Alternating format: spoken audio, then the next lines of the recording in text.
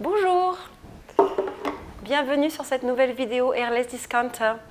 Aujourd'hui, nous voulons vous présenter une machine de marquage routier.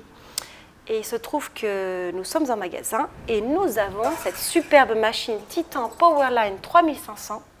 Je vais donc vous montrer comment elle fonctionne et comment on l'utilise.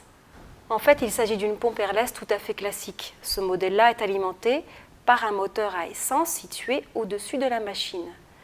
La pompe à piston se trouve juste à côté du moteur.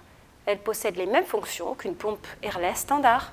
Vous y trouverez le bouton marche-arrêt, la vanne de régulation de pression de 0 à maximum et en dessous, la soupape de décharge. Vous vous demandez sûrement comment conduire cette superbe machine de marquage au sol. Elle est équipée d'un guidon avec deux poignées qui ressemblent à des freins.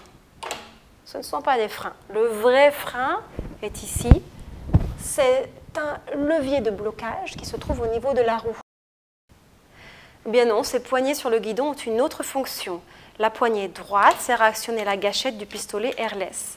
Ces deux éléments sont reliés ensemble et la pression sur la poignée dirige le matériau jusqu'au pistolet pour être pulvérisé sur le sol. La seconde poignée à gauche sert d'indicateur pour tracer une ligne parfaitement droite. Bien entendu, vous devez tout d'abord marquer vos lignes sur la route, par exemple avec une craie, une ficelle. Elle vous guidera et vous permettra de visualiser vos lignes. Ensuite, vous pouvez avancer avec la pompe tout droit, car la roue de devant est bloquée par défaut.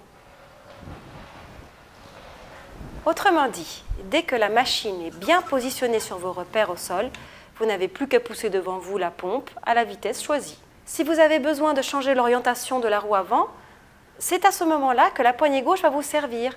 Elle va en effet débloquer cette roue et vous permettre de la bouger dans la direction souhaitée. Ceci explique pourquoi il est si facile de tracer de belles lignes bien droites avec une pompe de marquage routier. Voici donc pour les fonctions principales de cette pompe Titan. Concernant les accessoires, voici le flexible d'aspiration fixé sur la partie arrière de la pompe. Le seau de peinture se positionne ici, sur la pompe, et il suffit ensuite de plonger la canne d'aspiration directement dans le seau.